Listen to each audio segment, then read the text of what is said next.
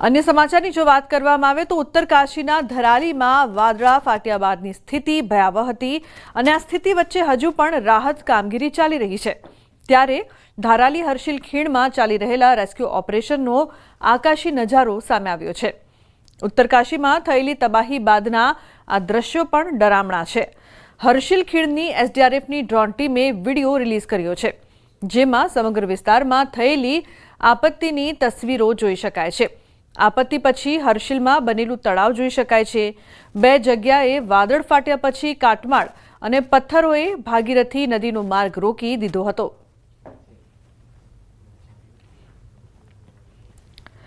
પર્વતોમાં સતત વરસાદના કારણે ગંગા નદી તોફાની બની છે। બદાયુ ગંગાનું પાણીનું સ્તર સતત ભયના નિશાનથી ઉપર છે। રવિવારે 2023નો રેકોર્ડ તોડીને પાણીનું સ્તર ભયજનક સપાટીથી 53 સેન્ટીમીટર ઉપર વધી ગયું છે।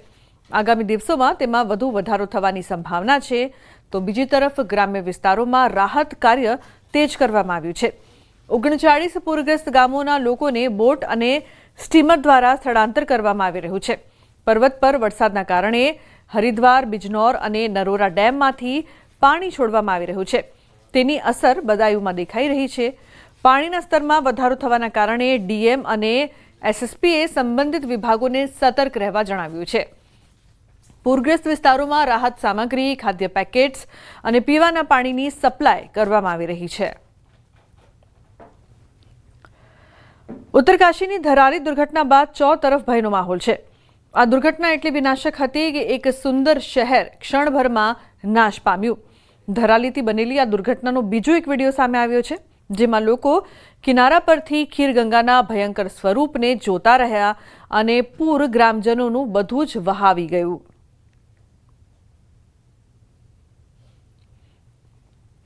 ઉત્તરકાશીના ધરાલીમાં વાદળ ફાટ્યા બાદ હજુ પણ રેસ્ક્યુ ઓપરેશન થઈ રહ્યું છે। અત્યાર સુધીમાં 1273 જેટલા લોકોને બચાવી લેવામાં આવ્યા છે। રવિવારે 177 લોકોનું રેસ્ક્યુ કરવામાં આવ્યું। કાટમાળમાં દટાયેલા અને ગુમ થયેલા લોકોની શોધખોળ તેજ કરવામાં આવી છે। એસડીઆરએફના જવાનો બધે ખોદકામમાં રોકાયેલા છે। કાટમાળમાં ગુમ થયેલા લોકોની શોધ ચાલુ છે। રાહત કાર્ય તેજ કરવામાં આવ્યું છે। હર્ષિલ અને ધારાલીમાં સામુદાયિક રસોડા બનાવવામાં આવ્યા છે। ઉત્તરકાશી અને ધારાલી વિસ્તારોમાં સાંજથી વરસાદ વરસી રહ્યો છે। તો આ તરફ બિહારમાં પણ ભારે વરસાદ અને તોફાની નદીઓએ તબાહી મચાવી છે।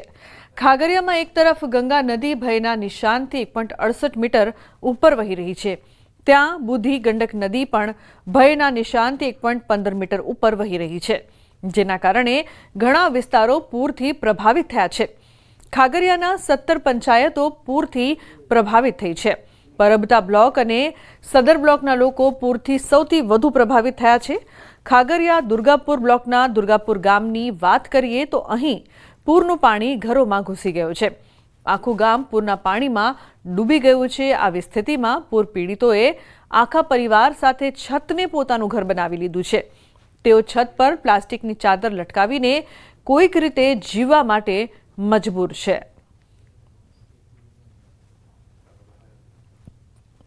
ભારે વરસાદના કારણે બિહારના ભાગલપુરના ઘણા ગામો પૂરની ચપેટમાં આવ્યા છે। નીચાણવાળા વિસ્તારોમાં ભયાનક પરિસ્થિતિ જોવા મળી રહી છે। ગંગાના પાણીનું સ્તર વધ્યા પછી શહેરના વિસ્તારોમાં પૂરના પાણી ઘૂસ્યા છે। ખાસ કરીને ભાગલપુરના રહેણાંક વિસ્તારો આદમપુર, બુધનાથ, બેંક કોલોનીના મુખ્ય રસ્તાઓ પર લગભગ 2 થી 3 ફૂટ પાણી ભરાયા છે। કેટલાક વિસ્તારોમાં પાણી લોકોના ઘરમાં રૂમ સુધી પહોંચી ગયું છે, જેના કારણે લોકો પણ પરેશાન જોવા મળી રહ્યા છે। તો બિહારના ભાગલપુરમાં ગંગા નદીમાં પૂરની સ્થિતિ છે। અનેક ગામડાઓમાં ભયજનક સ્થિતિ જોવા મળી રહી છે, છતાં લોકો બેદરકાર જોવા મળી રહ્યા છે। બુધનાથ મંદિર સંકુલ પાસે ગંગા નદી જોરદાર પ્રવાહ સાથે વહી રહી છે, પરંતુ મોટી સંખ્યામાં યુવાનો ઘાટ પર સ્ટન્ટ કરી રહ્યા છે અને પૂરના પાણીમાં સ્નાન કરી રહ્યા છે। થોડા દિવસ પહેલા જ એક યુવાન સ્નાન કરતી વખતે ગંગાના જોરદાર પ્રવાહમાં તણાયો હતો અને જેમાં તેનું મોત થયું હતું। તો રાજ્યમાં હજુ વરસાદ માટે રાહ જોવી પડશે। અંબાલાલ પટેલે આગાહી કરતા જણાવ્યું કે ઓગસ્ટના અંતના ભાગમાં ધોધમાર વરસાદ ખાબકશે। સારો વરસાદ ક્યારે પડશે? હાલ આ સવાલ દરેકને થઈ રહ્યો છે. હવામાન નિષ્ણાંત અંબાલાલના મતે હજુ સારા વરસાદ માટે સપ્તાહની રાહ જોવી પડી શકે છે. જો કે ઓગસ્ટના અંતમાં મેઘરાજા એવા વરસવાના છે કે લોકો હાશ પોકારી જશે. હવામાન નિષ્ણાંતો તો ત્યાં સુધી વાત કરી છે કે સૌરાષ્ટ્રના કેટલાક વિસ્તારોમાં છોતરાફાળ વરસાદ વરસવાનો છે. 19, 20, 21, 22 અને 24 સુધીમાં ગુજરાતના ઘણા ભાગોમાં વરસાદ થશે. અલબત્ત કેટલાક ભાગમાં ભારેથી અતિભારે વરસાદ થવાની શક્યતા રહેશે. જેમાં આ વખતે દક્ષિણ સૌરાષ્ટ્રમાં પણ વરસાદ થવાની શક્યતા રહે છે, કારણ કે અરબી સમુદ્ર પણ સક્રિય છે. એટલે દક્ષિણ સૌરાષ્ટ્રના ઉના, મહુવા, ભાવનગર આ ભાગોમાં ભારે વરસાદ થવાની શક્યતા રહેશે. જોકે અંબાલાલ પટેલ દ્વારા કરવામાં આવેલી આગાહી મુજબ 18 થી 30 ઓગસ્ટમાં પૂર કાઢે તેવો વરસાદ પડવાની શક્યતા જોવાઈ રહી છે. ઓગસ્ટના અંતમાં 2 વરસાદી સિસ્ટમ ગુજરાતને ગમરોળી શકે છે. હાલ રાજ્યની આસપાસ વરસાદની મજબૂત સિસ્ટમ નથી, પરંતુ બંગાળનો ઉપસાગર, અરબ સાગર અને બંને સક્રિય થશે, જેના કારણે નદીઓ તોફાની બને તેવી આગાહી કરવામાં આવી છે. ભારે વરસાદ થવાની શક્યતા છે, કેટલાક ભાગમાં અતિભારે વરસાદ થવાની શક્યતા રહેશે અને ઓગસ્ટના એન્ડ સુધીમાં તો ભારેથી અતિભારે વરસાદ થવાથી રાજ્યની કેટલીક નદીઓમાં પૂરની સ્થિતિ પણ થવાની શક્યતા છે. આ સિસ્ટમ પૂર્વ મધ્ય ગુજરાત તરફ આવશે. 19 થી 24 ઓગસ્ટમાં ઘણા ભાગોમાં વરસાદ થશે. કેટલાક ભાગોમાં અતિ ભારે વરસાદ થઈ શકે. પશ્ચિમ અને ઉત્તર સૌરાષ્ટ્રના ભાગોમાં સારો વરસાદ થશે, તો કેટલાક ભાગોમાં ભારેથી અતિ ભારે વરસાદ થઈ શકે. સારા વરસાદથી મેઘરાજા ખેડૂતોને તૃપ્ત કરશે. બોરવેલમાંથી બકરી કાઢવા ગયા અને નીકળ્યો મગર. આ ઘટના ઉત્તર પ્રદેશના એટામાં બની. અહીં બોરવેલમાંથી બકરી કાઢવા ગયેલા લોકોને મગર મળ્યો, જેના કારણે હોબાળો મચી ગયો. બોરવેલમાં મગર જોઈને સ્થાનિક લોકો ગભરાઈ ગયા. જોકે ગામ લોકોએ બહાદુરી બતાવી અને મગરને પકડીને કાલી નદીમાં છોડી દીધો. ત્યાં પહેલાથી હાજર મગરે બકરીને બહાર કાઢવા માટે બોરવેલમાં ઘૂસેલા યુવાનો પર હુમલો કરવાનો પણ પ્રયાસ કર્યો. તો ગામ લોકોએ ધીરજ અને હિંમતથી કામ કર્યું અને મગરને પકડી લીધો. આ ઘટના સમગ્ર વિસ્તારમાં ચર્ચાનો વિષય બની હતી. કચ્છના રાપરમાં બોરવેલમાં પડેલા બાળકનો થયો છે ચમત્કારિક બચાવ. રાપર તાલુકાના ઉમૈયા ગામમાં હૃદય કંપાવી દે તેવી ઘટના બની હતી, જ્યાં રમતા રમતા એક બાળક અંદાજે 100 ફૂટ ઊંડા ખુલ્લા બોરવેલમાં પડી ગયું. ઘટના બાદ ગામમાં દહેશત છવાઈ ગઈ હતી. સ્થાનિક લોકોએ તાત્કાલિક મજબૂત દોરડો બોરવેલમાં ઉતારીને બચાવ કામગીરી શરૂ કરી હતી. અદ્ભુત રીતે બાળકે દોરડો પકડી લીધો, જેને આસપાસના લોકોએ સહયોગથી ધીમે ધીમે બહાર ખેંચી લીધો. ચમત્કારિક રીતે બાળક સુરક્ષિત બહાર આવ્યું. બહાર કાઢ્યા બાદ તાત્કાલિક હોસ્પિટલ ખસેડાયો.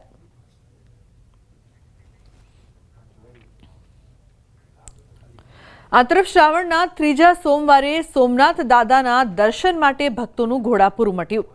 વહેલી સવારે 4 વાગ્યાથી સોમનાથ મંદિરના દ્વાર ભાવિકો માટે ખોલવામાં આવ્યા. એક તરફ બમ બમ ભોલે, હર હર મહાદેવના નાદ અને સાથે ઝરમર વરસાદ વરસતા સોમનાથમાં ભક્તિમય માહોલ સર્જાયો. સોમનાથજીના દર્શન અને આરતીનો લાભ લેવા મોટી સંખ્યામાં ભક્તો સોમનાથ પહોંચ્યા હતા.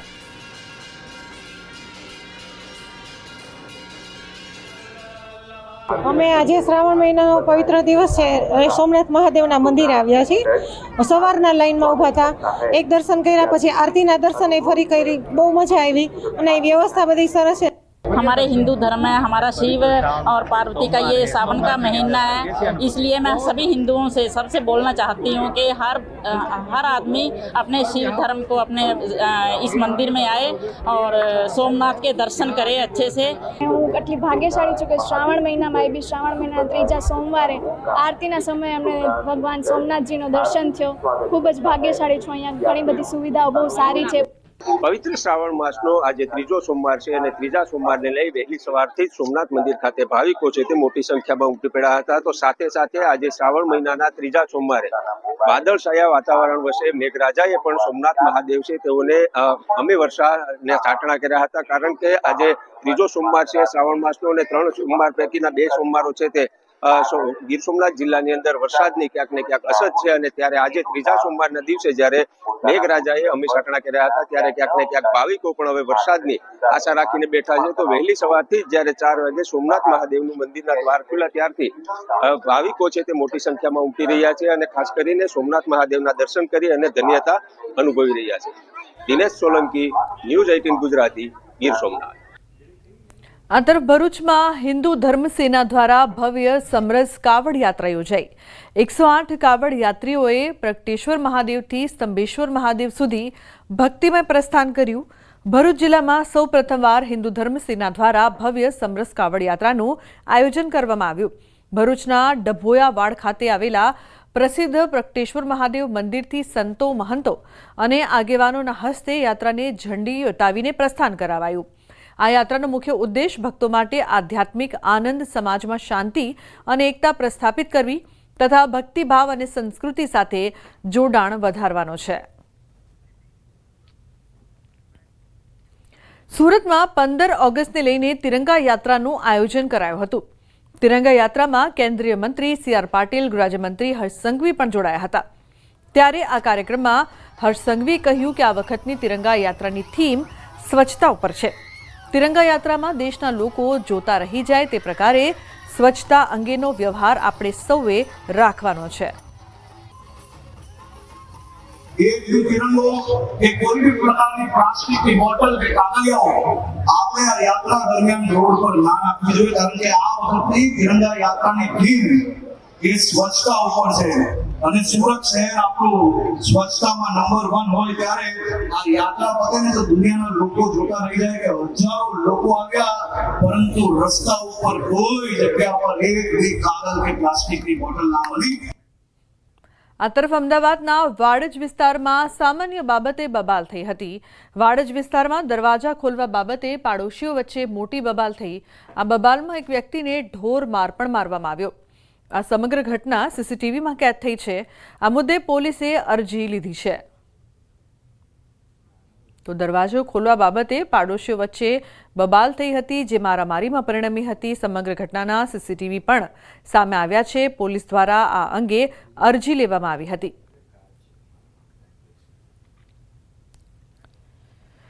સિંહ દિવસ પર ગીર સોમનાથનો એક સીસીટીવી વાયરલ થઈ રહ્યો છે. ગીર ગઢડા શહેરમાં એક સાથે 8 સિંહ સીસીટીવીમાં જોવા મળ્યા હતા.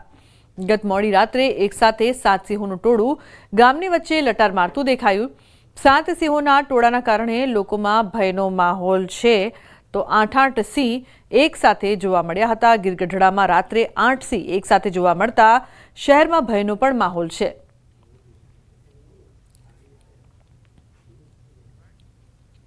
ડ્રાઈવર વગરના વાહને સર્જ્યો અકસ્માત. પિકઅપ ટેમ્પો વલસાડ એસટી ડેપોમાં ઘૂસી ગઈ. પ્લેટફોર્મ પર ઉભેલા મુસાફરોને લીધા અડફેટે.